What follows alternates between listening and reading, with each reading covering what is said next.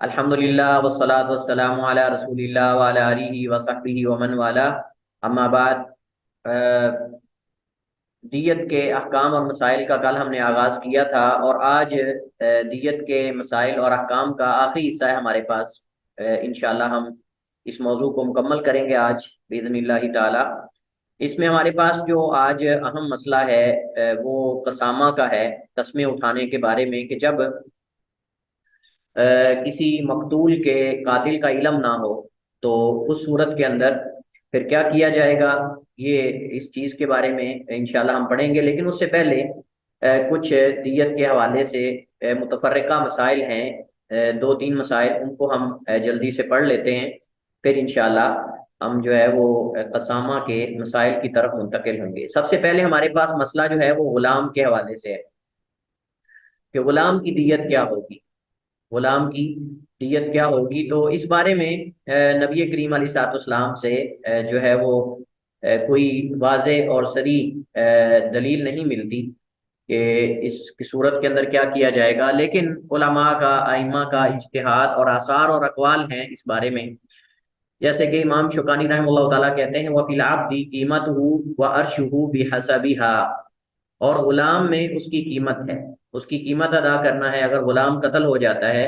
تو اس کی جو قیمت ہے وہ ادا کی جائے گی، اور اگر اسے زخمی کر دیا جائے تو اس زخمی غلام کی دیت جو ہے اس کی قیمت میں سے اس کو جو ہے وہ اس کا فیصد نکالا جائے گا، اس کی قیمت میں سے اس کا جو فیصد ہے وہ نکالا جائے گا۔ غلام کی دیت کی ہم بات کر رہے ہیں کہ اگر اسے زخمی کر دیا جاتا ہے، یعنی ایک تو یہ ہے کہ اسے قتل کر دیا جائے، اگر قتل کر دیا جائے تو پھر تو اس کی جو قیمت ہے وہ ادا کی جائے گی۔ لیکن اگر اسے زخمی کر دیا جائے تو زخموں کی دیت کیا ہوگی؟ تو زخموں کی دیت جو ہے وہ اس کی قیمت میں سے اس کا جو حصہ بنتا ہے وہ اس کے مطابق جو ہے وہ ادا کی جائے گی۔ بہرحال یہ مسئلہ فی الحال ہمارے یعنی اس وقت آپ سمجھ لیں کہ موضوع بحث نہیں ہے، کیونکہ جب اس طرح کا مسئلہ کوئی پیش آئے گا تو انشاءاللہ علماء اس کا حل بھی پیش کر دیں گے۔ اگر کوئی کسی کا جانور قتل کر دیا جائے تو اس کا کیا کریں گے؟ اگر کوئی کسی کا جانور قتل ہو جائے تو اس کے بارے میں کیا کیا جائے گا؟ اس بارے میں بھی علماء کی آراء موجود ہیں، اگرچہ اس بارے میں بھی کوئی واضح نص موجود نہیں ہے، لیکن عمومی احادیث موجود ہیں کہ جو کوئی کسی کا نقصان کرے گا تو اس کو جو ہے وہ اس کی ضمانت یا اس کا ضامن ہے اور اسے دینا پڑے گا۔ اس کی دلیل حضرت عائشہ رضی اللہ تعالیٰ عنہ کی وہ حدیث ہے کہ جب انہوں نے نبی کریم علیہ الصلوۃ والسلام کی ازواج میں سے کسی نے کھانا بھیجا، حضرت عائشہ نے غیرت میں آ کر وہ برتن توڑ دیا تھا، پیالہ تھا، تو اللہ کے نبی علیہ الصلوۃ والسلام نے حضرت عائشہ سے دوسرا اس کا متبادل پیالہ لے کر وہ ان کو بھیجا کھانے سمیت، اور اس میں جو ہے وہ نبی علیہ الصلوۃ والسلام نے فرمایا ہادی بتل کا، یعنی یہ اس کے بدلے میں ہے، یہ اس کے بدلے میں، یا اس طرح کے الفاظ اللہ کے نبی علیہ الصلوۃ والسلام نے جو ہے وہ ارشاد فرمائے۔ اس طرح کے اور بھی عمومی دلائل ملتے ہیں، لیکن واضح صریح اس بارے میں کوئی نص نہیں ملتی کہ جس کے اندر یہ کہا گیا ہو کہ اگر کسی کا جانور مر جائے تو اس کو کیا کرنا پڑے گا۔ تو اس میں علماء کہتے ہیں کہ اسے اس کی قیمت ادا کرنی ہوگی، جو جانور مارا ہے اس کی قیمت ادا کرنی ہوگی، اور اگر اسے زخمی کر دیا جائے تو دیکھا جائے گا کہ اس زخمی ہونے سے اس جانور کی قیمت کتنی کم ہوئی ہے، اس جانور کی قیمت میں کتنی کمی آئی ہے، تو اتنا جو ہے وہ اس کا جرمانہ آپ کہہ سکتے ہیں، یا اتنا اس کی دیت جو ہے اس پہ ڈال دی جائے گی زخمی کرنے والے پر۔ مثلا مثال کے طور پر آپ نے دیکھا ہوگا جب ایکسیڈنٹ ہوتا ہے سعودی عرب کے اندر، تو یہ نظام ہے کہ جب ایکسیڈنٹ ہوتا ہے تو اس کے اندر دیکھتے ہیں کہ گاڑی کی قیمت کتنی کم ہوئی ہے، گاڑی کی قیمت کتنی کم ہوئی ہے، ایکسیڈنٹ سے پہلے، حادثے سے پہلے اس کی قیمت کیا تھی، اور یہ جو تازہ حادثہ اس گاڑی کے اوپر نشانات ہیں اس سے اس کی قیمت میں کتنی کمی واقع ہوئی ہے۔ اس کی اصل قیمت میں سے وہ جتنی کمی واقع ہوتی ہے وہ جو گاڑی مارنے والا ہوتا ہے فریق ثانی، اس پر جو ہے وہ ڈال دی جاتی ہے، یا وہ دوسری انشورنس کمپنی ہے جو ادا کرتی ہے، اس صورت کے اندر اس کی اتنی قیمت کم ہو جاتی ہے۔ تو اسی طرح دیکھا جائے گا کہ اس جانور کے زخم آنے سے اس کی قیمت میں کتنی کمی آ سکتی ہے، اور یہ ماہرین جانتے ہیں، اور یہ ماہرین جو بیپاری ہوتے ہیں، یعنی جو جانوروں کو خریدتے رہتے ہیں اور مطلب ان کی قیمتوں کے بارے میں جانتے ہیں، تو ان کو اس چیز کا اندازہ ہوتا ہے کہ جانور اگر مر جاتا ہے تو اس کی قیمت کیا ہے، کیا تھی، کس کنڈیشن میں تھا، دیکھا جائے گا کہ وہ جانور نر ہے، مادہ ہے، اور پھر دیکھا جائے گا حامل ہے، اگر مادہ ہے تو حامل ہے نہیں ہے، یہ ساری صورتحال دیکھ کر اس کی قیمت جو ہے وہ بنائی جائے گی، اس کی قیمت جو ہے وہ بنائی جائے گی۔ اگر زخمی ہو گیا ہے تو پھر اس کی ٹوٹل قیمت میں سے اتنا کم کر کے، جو کمی ہوئی ہے ٹوٹل قیمت میں سے، وہ اس زخمی کرنے والے پر ڈال دی جائے گی۔ عمارت گرنے کی صورت میں کیا کیا جائے گا؟ عمارت گرنے کی صورت میں اگر کوئی شخص ہلاک ہو جاتا ہے تو اس کا سبب بننے والے پر ضمانت دینا واجب ہے۔ ضمانت دینے کا مطلب جو بھی اس کا جرمانہ ہوگا وہ دینا ہوگا، لیکن اس صورت کے اندر جو ہے وہ دیت نہیں ہوگی۔ دیت ایک ہی صورت میں ہوگی کہ جب اس میں اس کا قصور ہو، جب اس میں اس کا قصور ہو، سستی ہو، کاہلی ہو، یا اس کو پتا تھا کہ یہ عمارت جو ہے وہ کمزور ہے اور یہاں سے بندے نیچے آ سکتے ہیں، اس کے باوجود بھی وہ لوگوں کو وہاں داخل کر رہا ہے یا لوگوں کو وہاں رہائش دے رہا ہے یا جو بھی ہے، تو بہرحال اس کے اندر دیکھا جائے گا کہ اگر تو اس کی طرف سے کوئی کوتاہی ہے صاحب عمارت کی طرف سے۔ اسی طرح سیم مسئلہ جو ہے وہ کان وغیرہ کا ہے، اگر کوئی کان کھدواتا ہے یا مثلا کوئلے وغیرہ کی یا نمک کی یا کوئی بھی ایسی جو کانیں ہوتی ہیں پوشیدہ، اگر ان کو کھدائی کروانے کے لیے، اسی طرح جو سرکاری کام ہوتے ہیں بڑے بڑے پہاڑوں پر، پہاڑوں کی چوٹیوں پر روڈ بنائے جاتے ہیں یا بڑے بڑے پلازے بنائے جاتے ہیں، تو اس کے اندر صاف ظاہر ہے کہ ایک قوانین ہوتے ہیں اور نظام ہوتا ہے، اس کے مطابق جو ہے نقصان ہونے کی صورت میں جو صاحب عمارت ہے یا جو بھی وہ اس کام کا ذمہ دار ہے اس پر وہ دیت ڈالی جائے گی، وہ دیت یا جرمانہ جو بھی اس کو نام دیا جائے گا۔ آپ کو یاد ہے کہ جب چند سال پہلے حرم کے اندر آپ کو پتا ہے کہ تیز آندھی اور طوفان آیا تھا، جس کی صورت میں جو بن لادن کمپنی ہے اس کی جو کرینیں تھیں بڑی بڑی، وہ حرم کے اندر گری تھی، وہ جاج پر، حج کے موسم کے اندر وہ جاج پر جو ہے وہ کافی ساری کرین، ایک بڑی کرین تھی وہ گری تھی، جس کی صورت میں کافی بندوں کی ڈیتھ ہو گئی تھی وہ جاج کی، اور کافی سارے بندے زخمی بھی ہوئے تھے۔ تو اس کی باقاعدہ جو ہے وہ جو زخمی تھے ان کو بھی پیسے دیے گئے تھے، اور جو فوت ہوئے تھے ان کو باقاعدہ دیت جو ہے وہ دی گئی تھی، کچھ کمپنی سے لی گئی تھی اور کچھ جو ہے وہ حکومت نے، سعودی حکومت نے اپنی طرف سے جو ہے وہ ادا کی تھی، اور یہ خبر صحیح مصدقہ ہے، باقاعدہ اس کا اعلان کیا گیا تھا اور ان کو پیمنٹ بھی اس کی ہوئی تھی۔ جو فوت ہو گئے تھے ان کے ورثاء کو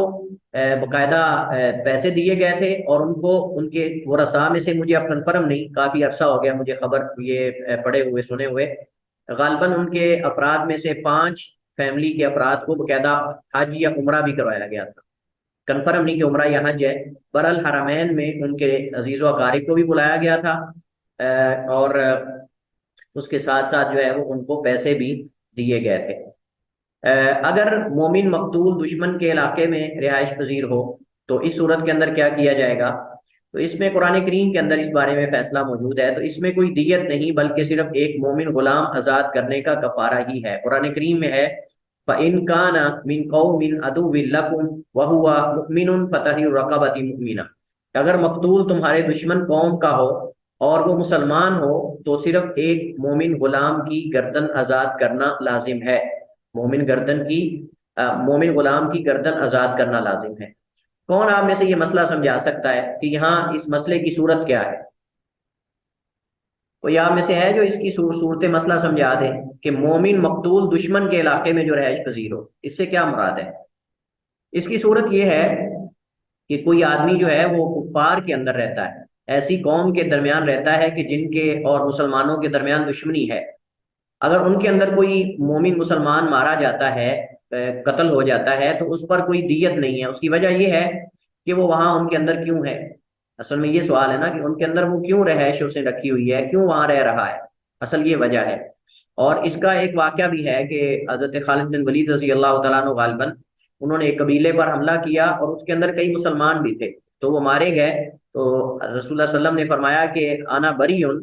من کل مسلم یقیم بین ظہرانی المشرکین، کہ میں ہر اس مسلمان سے بری ہوں جو کفار کے درمیان جو ہے وہ قیام پذیر ہوتا ہے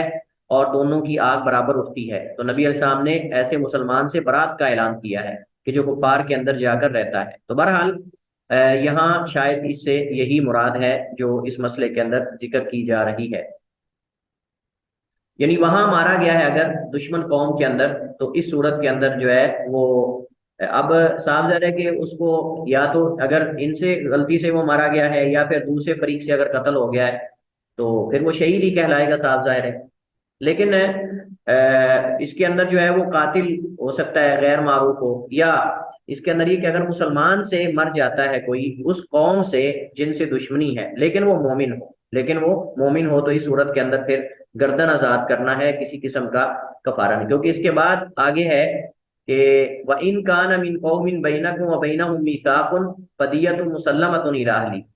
اور اگر جو ہے وہ بندہ اس قوم میں سے ہو کہ جن سے تمہارا میثاق اور عہد ہے، جنگ بندی کا معاہدہ ہو چکا ہے، تو پھر دیت دینی ہوگی، پھر جو ہے وہ دیت دینا ہوگی۔ لیکن اگر ان سے معاہدہ نہیں ہے تو دشمنی ہے، تو اس صورت کے اندر اگر کوئی وہاں مارا جاتا ہے تو اس صورت کے اندر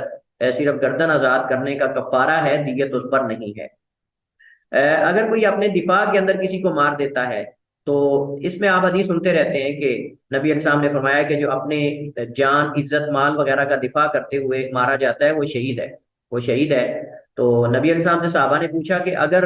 میں اپنے دفاع میں اس کو قتل کر دوں تو اللہ کے نبی نے فرمایا فَهُوَ فِي النَّارِ، تو وہ جہنم میں ہے، وہ آگ میں ہے۔ سید ثابت فرماتے ہیں کہ اگر کوئی اس دفاعی قتل کا دعویٰ کرے اور اس پر دلیل شواہد قائم کر دے تو اس سے قصاص اور دیت ساقط ہو جائے گی، وگرنہ اسے مقتول کے اولیاء کے حوالے کر دیا جائے گا، وہ چاہیں تو اسے قتل کر دیں اور چاہیں تو معاف کر دیں۔ یعنی صاف ظاہر ہے کہ دفاعی پوزیشن کے اندر اگر مارا ہے تو اس کی دلیل ہونی چاہیے۔ یہ جو ہم نے مسئلہ پڑھا تھا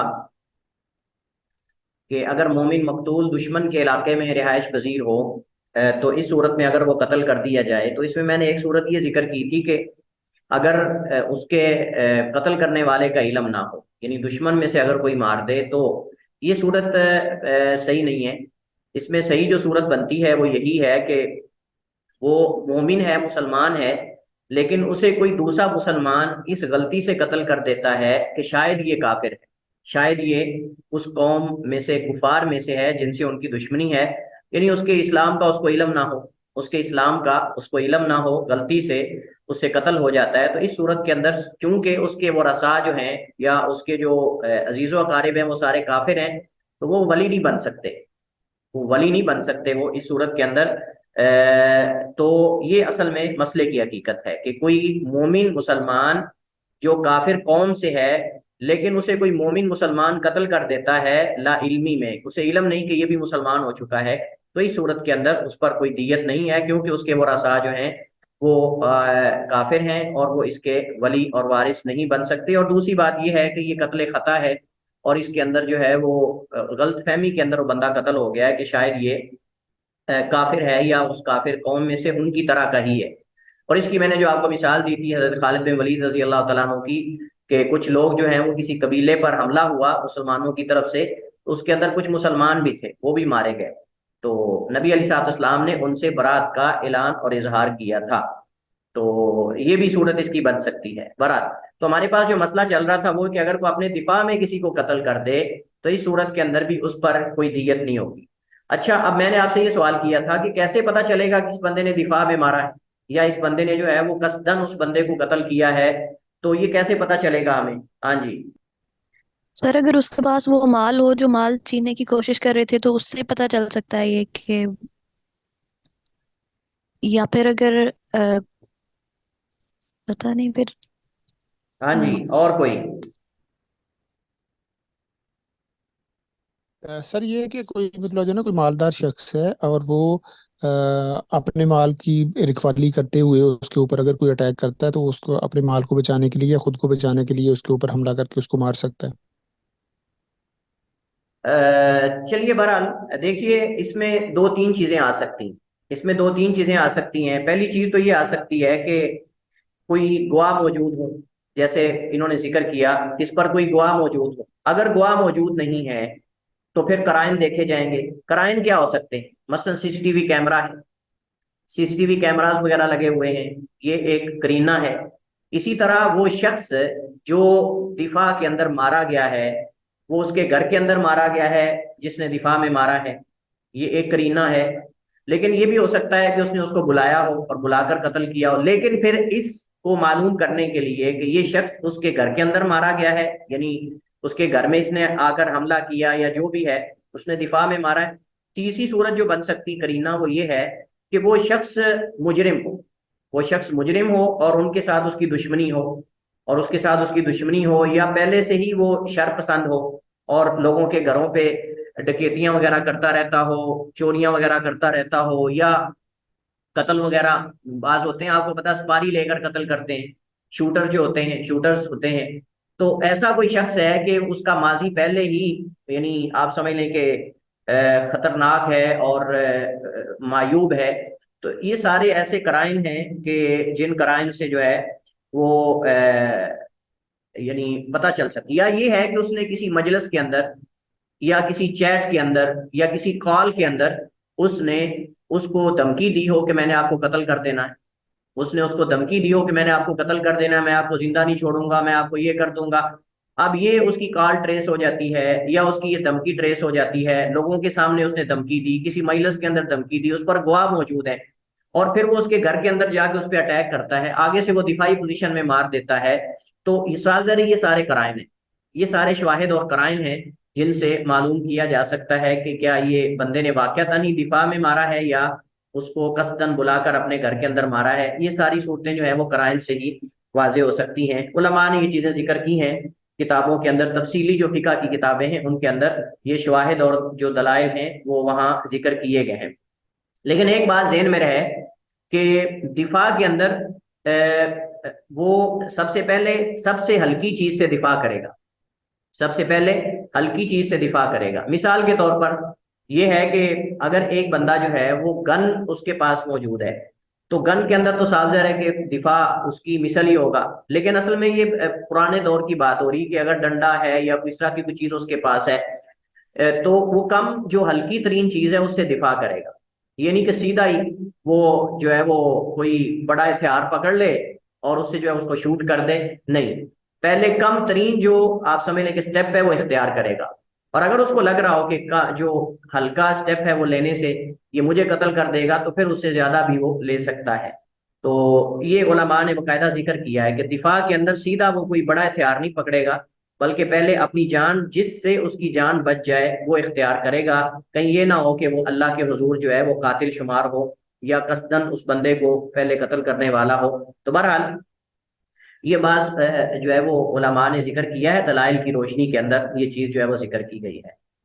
اس کے بعد ہمارے پاس اصل موضوع ہے قسامہ کا، اور قسامہ کا میں نے خلاصہ آپ کے سامنے رکھ دیا تھا، مزید ہم تفصیل سے یہاں سے پڑھتے ہیں. اذا کان القاتل من جماعت محصورین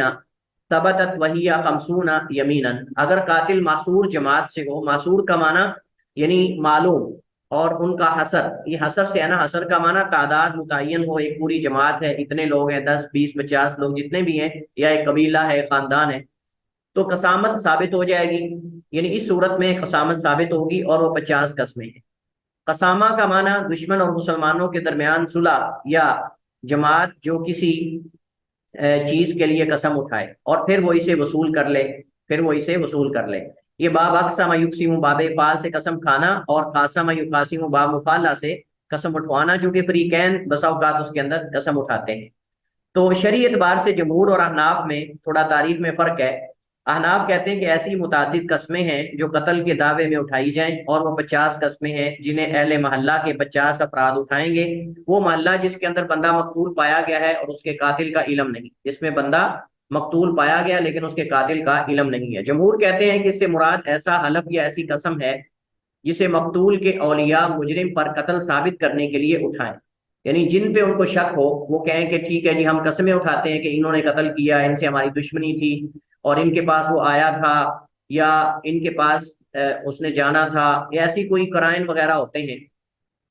اور پھر وہ اس پہ قسمیں اٹھائیں گے کہ فلاں فلاں نے اسے قتل کیا ہے. مشروعیت یہ ثابت ہے، احادیث حضرت سلیمان بن یسار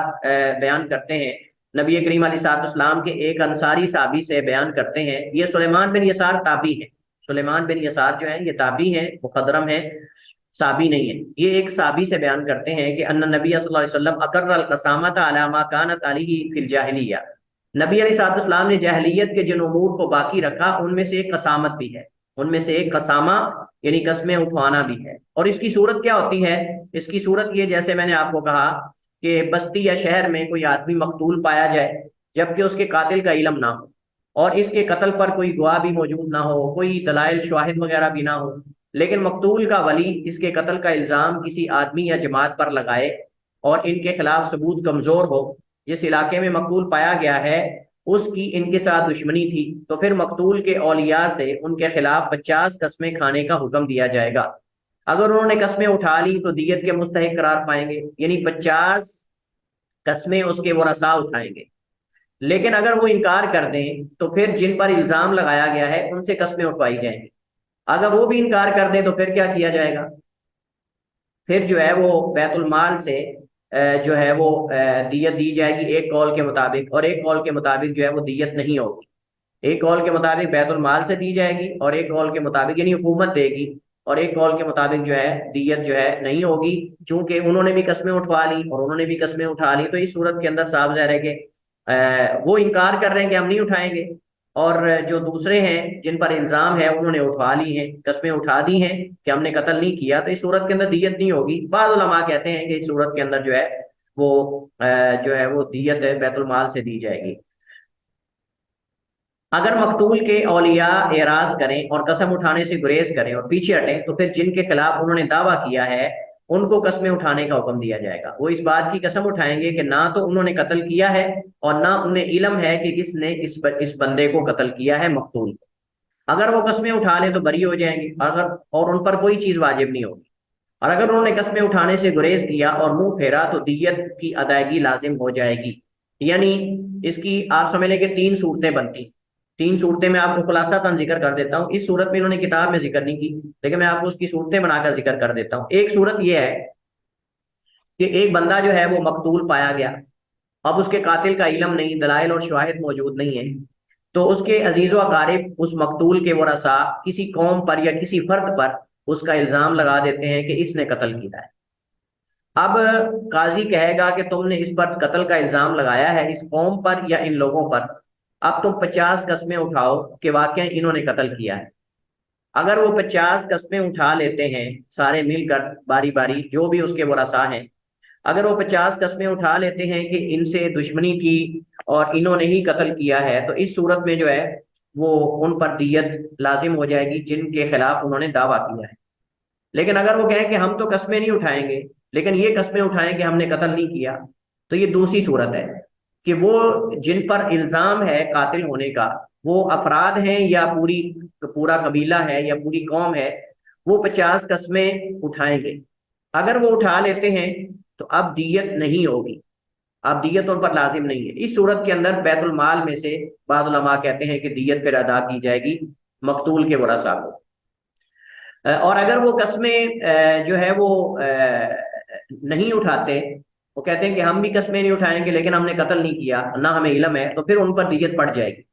پھر ان پر دیت پڑ جائے گی، کیونکہ قسم نہ اٹھانے کی وجہ کیا ہو سکتی ہے؟ اگر ان کو یقین ہے کہ ہم نے نہیں مارا تو پھر قسم اٹھا لیں گے صاف ظاہر، لیکن اگر وہ گریز کر رہے ہیں قسم اٹھانے سے تو صاف ظاہر اس کا مطلب یہ ہے کہ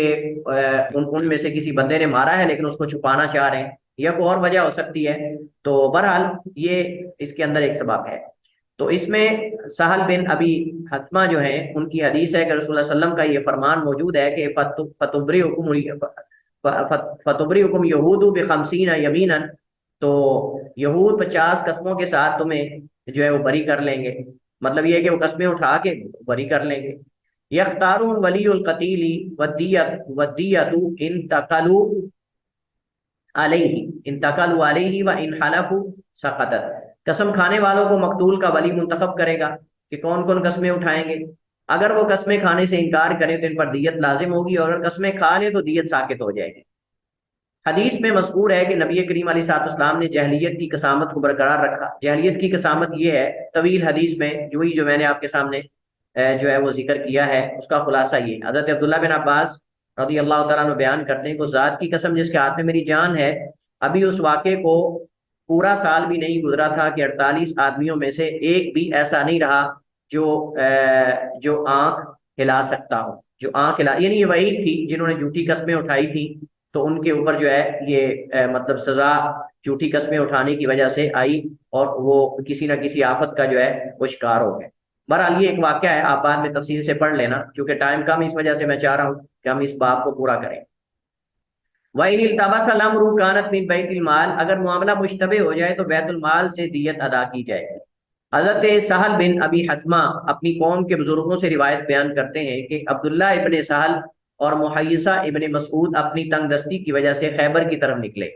محیصہ نے آ کر اطلاع دی کہ عبداللہ بن سہل کو قتل کر دیا گیا ہے۔ محیصہ یہود کے پاس آیا اور کہا کہ خدا کی قسم تم لوگوں نے اسے قتل کیا ہے۔ وہ بولے اللہ کی قسم ہم نے اسے قتل نہیں کیا۔ پھر محیصہ اور اس کا بھائی حویصہ اور عبد الرحمن بن سہل تینوں رسول اللہ صلی اللہ علیہ وسلم کی عدالت میں پہنچے، اور محیصہ نے گفتگو کرنی چاہی تو رسول اللہ صلی اللہ علیہ وسلم نے فرمایا کبر بڑے کو بات کرنے دو۔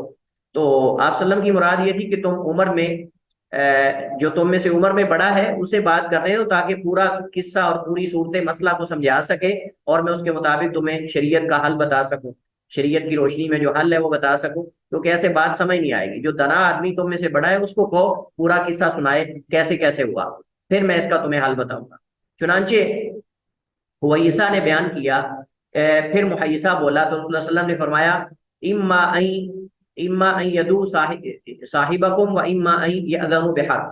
وہ لوگ یا تو تمہارے ساتھی کی دیت ادا کریں گے یا جنگ کے لیے تیار ہو جائیں۔ پھر اس سلسلے میں آپ صلی اللہ علیہ وسلم نے ان کو خط تحریر فرمایا، جس کے جواب میں انہوں نے لکھا کہ اللہ کی قسم ہم نے اسے قتل نہیں کیا۔ اس کے بعد آپ نے حویصہ، محیصہ اور عبد الرحمن بن سہل سے فرمایا تحلفون فتستحقون دم صاحبکم، کیا تم قسمیں کھا کر اپنے ساتھی کے خون کے حقدار بنو گے؟ انہوں نے جواب دیا نہیں۔ پھر آپ نے ان سے دیت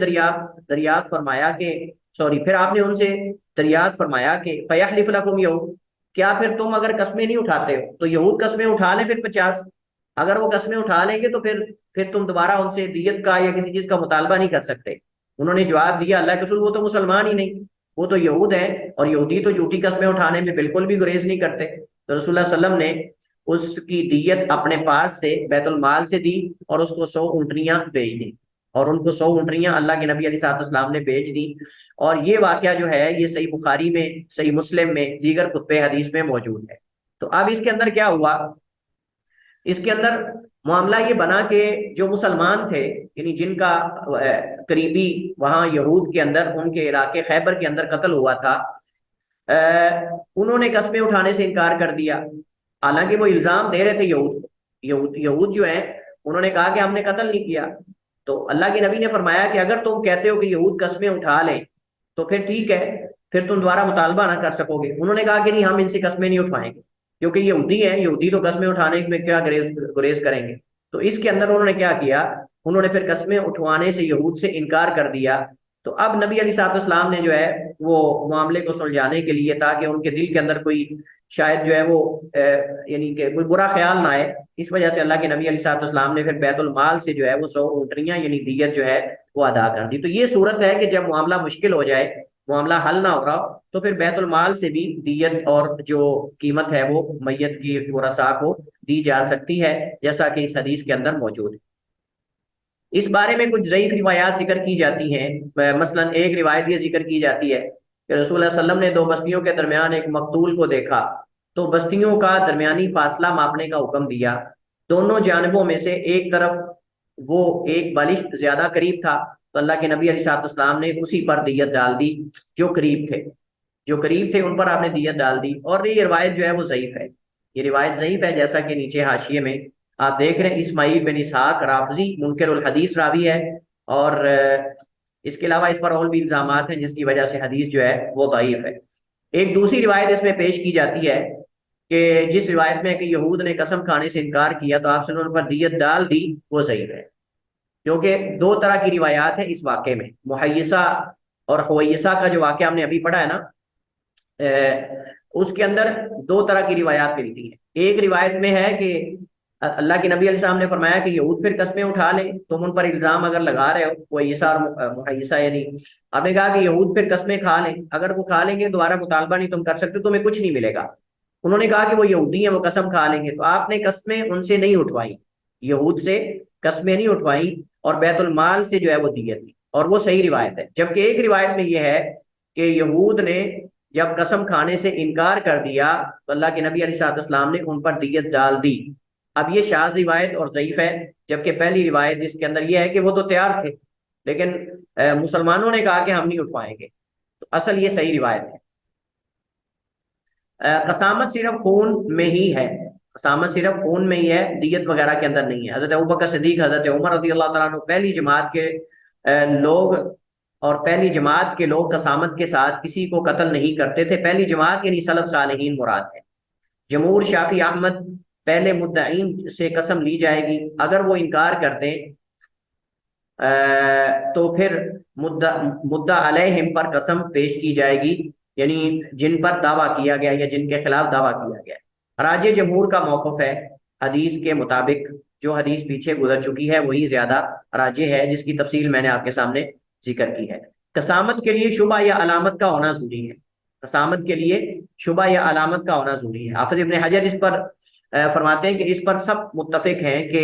مجرد اولیاء کے دعوے سے قسامت واجب نہیں ہوگی حتیٰ کہ کوئی شبہ نہ مل جائے، کوئی شبہ نہ مل جائے۔ تو پچھلی جو ہم نے حدیث پڑھی ہے واقعہ، اس کے اندر شبہ کیا ہے؟ اس کے اندر یہ کہ وہ یہود کے علاقے کے اندر بندہ مارا گیا، اور یہود آپ کو پتہ ہے کہ مسلمانوں کے دشمن ہیں، تو اس وجہ سے ان کے خلاف جو ہے انہوں نے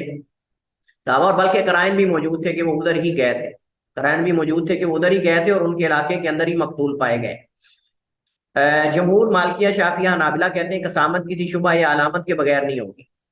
قسامت کے لیے احناف نے 7 شروط لگائی ہیں، قسامت کے ثابت ہونے کے لیے احناف نے 7 شرطیں لگائی ہیں۔ پہلی شرط یہ ہے کہ مقتول کے ساتھ قتل کی کوئی علامت ہونا لازم ہے، مثلا زخم، ضرب کا نشان وغیرہ۔ اگر اس پر کوئی زخم ہی نہیں ہے تو صاف ظاہر ہے اس صورت میں قسامت نہیں ہوگی۔ اگر اس پر کوئی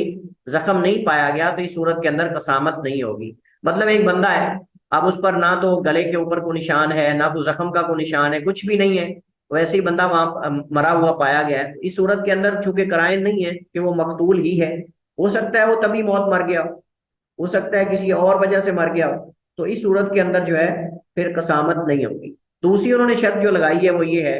کہ قاتل مجہول ہو، قاتل مجہول ہو۔ اگر قاتل معلوم ہے تو اس صورت کے اندر پھر دیگر شواہد کی بنیاد پر جو ہے وہ صاف ظاہر ہے کہ دیت ڈالی جائے گی۔ دیت اگر قتل خطا ہے تو دیت ڈالی جائے گی، اور قتل عمد ہے تو اس صورت کے اندر جو ہے وہ صاف ظاہر ہے کہ قصاص ہوگا۔ مقتول اولاد آدم سے ہو، مقتول اولاد آدم سے ہو، کیونکہ جانوروں میں قسامت نہیں، جانوروں کے اندر قسامت نہیں ہے۔ جانوروں کے اندر اگر کوئی جانور جو ہے وہ ایسا جانور مرا ہوا پایا گیا تو اس صورت کے اندر صاف ظاہر ہے کہ اب کوئی کس پر الزام دیا جائے گا، کس پر الزام دیا جائے گا؟ اللہ کے قرائن اور شواہد مل جاتے ہیں کہ فلاں بندے نے جانور کو مارا ہے اور وہ اقرار کر لے یا پھر گواہ موجود ہوں، تو اس صورت کے اندر پھر جیسے ہم نے پڑھا کہ اس کی قیمت، یا اگر جانور ابھی زندہ ہے تو پھر اس کے جو ہے وہ قیمت میں سے جتنی کمی واقع ہوئی ہے وہ اس پر ڈالی جائے گی۔ مقتول کے اولیاء کی طرف سے فیصلے کے لیے دعویٰ دائر، یعنی قسامت کے اندر ایک تو انسان ہونا ضروری ہے، حیوان نہیں، اور دوسرا کہ مقتول کے اولیاء کی طرف سے فیصلے کے لیے دعویٰ دائر کرنا۔ اب ایک بندہ، اس کا کوئی مدعی نہیں ہے، دعویٰ دائر کرنے والا ہی کوئی نہیں، وارث ہی کوئی نہیں، تو اس صورت کے اندر قسامہ نہیں ہوگا۔ مدعا علیہ کا انکار کر دینا، مدعا علیہ کا انکار کر دینا یعنی الزام دینے والے نے الزام دیا اور جن پر الزام دیا گیا وہ انکار کر دیں۔ قسامت کا مطالبہ کرنا، مطالبہ بھی ضروری ہے، اگر مطالبہ نہیں ہے تو اس صورت کے اندر قسامت نہیں ہوگی۔ جس جگہ مقتول پایا گیا ہو وہ کسی انسان کی ملکیت یا حفاظت میں ہو، کسی انسان کی ملکیت یا حفاظت میں ہو، لیکن یہ مسئلہ جو ہے وہ محل نظر ہے کہ جی کسی انسان کی ملکیت یا حفاظت میں ہو، اس کا مطلب اگر وہ کسی کی حفاظت میں نہیں ہے اور بندہ وہاں مارا گیا ہے تو پھر اس کا مطلب یہ ہے کہ قرائن بھی ہیں تو قسامہ نہیں ہوگا۔ ایسا نہیں، اس کی کوئی دلیل نہیں ہے، بے بنیاد یہ شرط ہے، یہ ایک ایسی شرط ہے کہ جو بے بنیاد ہے۔ بعض حضرات کے نزدیک قسامت ثابت نہیں ہے، اور ان میں انہوں نے چند ایک کے نام بھی ذکر کیے ہیں، لیکن صحیح بات یہ ہے کہ قسامت جو ہے یہ ثابت ہے اور اس کے دلائل جو ہیں وہ متعدد اور بے شمار ہیں۔ قسامہ میں غیر مسلموں کی قسم کا بھی اعتبار کیا جائے گا، جیسا کہ سہل کی حدیث میں یہود کی قسموں کا ذکر ہے۔ اچھا، بعض اس کے بارے میں دلائل موجود ہیں، یعنی بعض اس کے بارے میں دلائل ہیں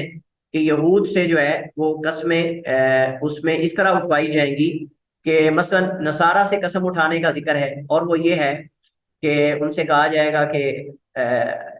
میں اس بات کی شہادت دیتا ہوں کہ اللہ کے علاوہ کوئی معبود برحق نہیں، اللہ کی قسم اٹھاتا ہوں، اور اس بات کی شہادت دیتا ہوں کہ عیسیٰ علیہ السلام اللہ کے رسول ہیں، اور اس طرح کر کے بعض روایات کے اندر یہ ذکر ملتا ہے۔ لیکن صحیح بات یہ ہے کہ اللہ تعالیٰ کو وہ مانتے ہیں، یہود بھی مانتے ہیں، نصارہ بھی مانتے ہیں، تو اللہ تعالیٰ کی قسم ہی اٹھوائی جائے گی۔ اچھا، جن جن لوگوں نے قسامہ کا انکار کیا ہے اس کی کیا وجہ ہے؟ وہ کہتے ہیں کہ یہ شرعی اصولوں کے مخالف ہے، شرعی اصولوں کے مخالف ہے۔ شرعی اصول کیا ہو سکتے ہیں؟ مثلا ایک شریعت کا اصول یہ ہے کہ البینۃ علی المدعی والیمین علی من انکر، کہ جو دعویٰ کرنے والا ہے اس پہ دلیل دینی چاہیے، اگر اس کے پاس دلیل نہیں ہے تو پھر دعویٰ دائر نہیں کر سکتا، پھر دعویٰ دائر نہیں کر سکتا اگر اس کے پاس دلیل نہیں ہے، ٹھیک ہے؟ تو اس صورت کے اندر اب صاف ظاہر ہے کہ یہ قاعدہ، اس کے اندر ان کے پاس دلیل نہیں، یعنی قسامہ کے اندر صاف ظاہر ہے کہ جو دعویٰ کر رہے ہیں مقتول کے ورثاء، ان کے پاس کوئی دلیل نہیں ہے، تو دعویٰ ثابت ہی نہیں ہوگا اس صورت کے اندر۔ بعض علماء نے یہ اشکال پیدا کیا ہے اس حدیث میں، جس حدیث میں قسامہ کا ذکر ہے، تو اس کا جواب دیا گیا ہے۔ جواب اس کا یہ ہے کہ قسامہ کو حدیث نے عام دلائل سے خاص کر دیا ہے، اور جب بھی قرآن یا حدیث میں کسی عام ایک قاعدہ یا اصول و ضابطہ اس میں سے تخصیص آ جاتی ہے تو اس تخصیص کو مانا جائے گا، اس تخصیص کو مانا جائے گا، وہ کوئی بھی ہو، وہ کوئی بھی ہو، کسی بھی مسئلے کے اندر ہو۔ تو اب اصل اصول یہی ہے کہ البینۃ علی المدعی والیمین علی من انکر، کہ دلیل دعویٰ کرنے والے پر ہے کہ وہ دے، اور قسم اس پر ہے جو انکار کرے گا۔ اگر مدعا علیہ انکار کر دے تو پھر قسم اٹھائے گا۔ لیکن شریعت نے قسامہ کے مسئلے کو اس سے مستثنا کر دیا ہے تاکہ جرائم عام نہ ہوں، اور امن و امان کو قائم کرنے کے لیے اور حقداروں کو حق دلانے کے لیے یہ استثنائی مسئلہ ہے۔ اس طرح تو پھر کوئی بھی چھپ کر قتل کر دے گا اور کوئی اس کو پوچھے گا ہی نہیں، تو بہرحال یہ اس ضمن میں ہے۔ تو اس کا جواب دیا گیا ہے کہ قسامہ کو حدیث نے عام دلائل سے خاص کر دیا ہے، اس پر عمل نہیں چھوڑا جا سکتا، کیونکہ اس میں انسانی جانوں کی حفاظت اور مجرموں کے لیے زجر اور توبیخ ڈانٹ ڈپٹ ہے، اور یہ کہنا کہ نبی کریم علیہ السلام نے اس کا حکم نہیں دیا تھا اس لیے یہ مشروع نہیں، بالکل بے بنیاد ہے۔ کیونکہ پہلی بات تو یہ ہے کہ آپ کا ان پر یہ معاملہ پیش کرنا کہ یا وہ تمہارے ساتھی دیت ادا کریں یا جنگ کے لیے تیار ہو جائیں، دلیل ہے کہ یہ مشروع تھا، اس لیے اللہ کے نبی صلی اللہ علیہ وسلم نے ایسا فرمایا۔ یعنی شروع میں اللہ کے نبی صلی اللہ علیہ وسلم کا یہ فرمانا اس بات کی دلیل ہے کہ آپ چاہتے تھے کہ قسامہ ہو، یعنی مطلب یہ کہ آپ نے حکم دیا ہے۔ قسامہ میں غیر مسلموں کی قسموں کا بھی اعتبار کیا جائے گا، یہ بات ہم پہلے ذکر کر چکے ہیں۔ اس کے ساتھ ہی ہمارا یہ موضوع جو ہے وہ قسامہ کا ختم ہو گیا ہے۔ اس کے بعد ہمارے پاس وصیت کے احکام اور مسائل ہیں، انشاءاللہ وہ ہم پڑھیں گے۔ واللہ تعالی اعلم واحکم، وصلی اللہ وسلم علی نبینا محمد وعلی آلہ وصحبہ وسلم۔